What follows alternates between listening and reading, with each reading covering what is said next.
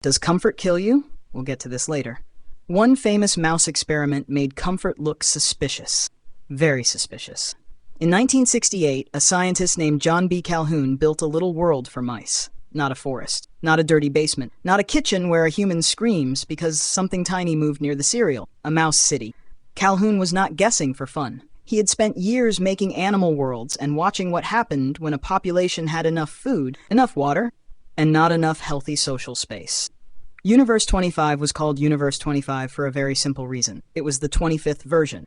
Before this, Calhoun had already built 24 other rodent worlds. Some used rats, some used mice, some were outside, some were in barns or lab rooms. They were different, but they kept running into the same ugly problem. When the animals had food, but could not spread out in a healthy way, the little society started bending in strange directions. Too much crowding, too much fighting, too many animals with nowhere useful to go. Not enough escape, not enough roles. Basically, the earlier universes did not become long, happy animal towns. They became warning signs with whiskers. He kept asking the same uncomfortable question. What happens when life gets easier but living together gets harder? That is a very annoying question, because it looks simple and then bites your shoe. A tiny indoor mouse city with food, water, warm air, clean nesting material, and apartments built into the walls. No cats, no owls, no cold rain, no mouse landlord saying, "Sorry, rent went up because cheese is complicated." From far away, it looked like paradise. If you were a mouse, you might walk in and say, "Finally, a home that understands my need to be small and nervous." Calhoun called this place Universe 25. That sounds like a superhero movie, but it was basically a giant mouse apartment building where almost every survival problem had been solved. The experiment began with 8 mice, 4 males, 4 females, 8 tiny residents in a world that had room for many more. The place even had little vertical tunnels and nesting boxes, like a mouse apartment complex designed by someone who had never asked a mouse if it wanted neighbors upstairs. On paper, the city could hold thousands of mice. On paper, lots of things sound fine. On paper, a school cafeteria hot dog is also technically lunch. At first, everything worked. The mice explored. They found places to sleep. They had babies. Then those babies grew up and had more babies. The mouse city filled with squeaks, tiny feet, tiny noses, and the feeling that someone should start making name tags immediately. The population grew. Then it grew faster. Then it grew so fast that the whole place started to feel less like paradise and more like a birthday party where nobody ever goes home. For about the first 104 days, the mice mostly settled in. Then the babies arrived. After that, the population started doubling again and again, roughly every 55 days. If you drew it on a graph, the line would not politely walk upward. It would sprint up the page like it just heard the word cheese.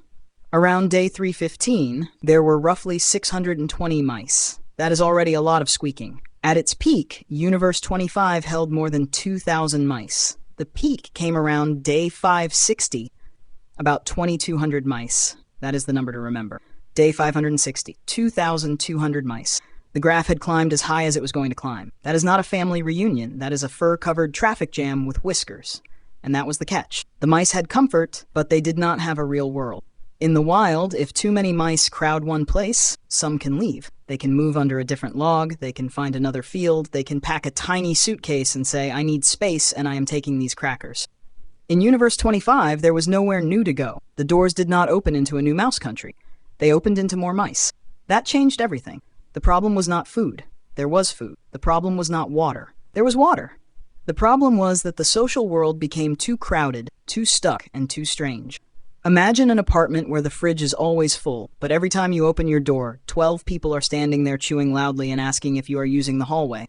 That is not paradise. That is a sleepover that forgot to end. In normal mouse life, a young male mouse might leave and find his own space. In Universe 25, he could not. So some males lost fights, got pushed around, and drifted into crowded middle areas. They were not protecting a home. They were not raising babies. They were just there. Calhoun sometimes described mice like this as dropouts. That sounds like they failed mouse school, but the problem was bigger than homework. They had lost a useful place in mouse society, and when a living thing loses its place, it can start acting very weird. Some mice fought in strange ways. Some stopped defending their spaces. Some crowded into places where nobody seemed calm. The mouse city still had snacks, but snacks do not solve every problem. Snacks cannot build trust. Snacks cannot raise babies. Snacks cannot look at a crowded hallway and say, "Everyone please use your inside squeaks." Then the parenting started to break. Mouse mothers had trouble keeping babies safe in the chaos. Some babies were pushed out too early. Some were ignored. Some did not survive. This is where the perfect world stops looking perfect. Not because the food disappeared, not because a cat got in, because the jobs of mouse life started falling apart. Find a space, protect it, choose a mate, raise babies, learn from other mice. All of that became harder, noisier, and stranger. Then came the creepiest part. Some mice stopped trying. They did not fight much. They did not court mates. They did not help build the next generation of mouse life. They mostly stayed away from the mess and groomed themselves. Clean face, clean fur, clean face again. Calhoun called some of these mice the beautiful ones. That sounds fancy, like they had tiny sunglasses and a mouse modeling contract, but it was not really good. They looked healthy on the outside, but they were not joining the messy, useful work of being alive. No families, no babies, no future. Just grooming. A mouse can look perfect and still be missing the point. That detail is why Universe 25 feels so spooky. The mice did not all drop dead at once. The city did not explode. No villain mouse pressed a red button. The colony faded. Births slowed down. Babies stopped surviving. Adults pulled away from each other. By around day 920, Calhoun recorded the last conception. That means the city still had living mice, but the future had basically stopped arriving. No new beginning. Just old mice in a world that no longer knew how to continue. And eventually, the mouse paradise could not replace itself.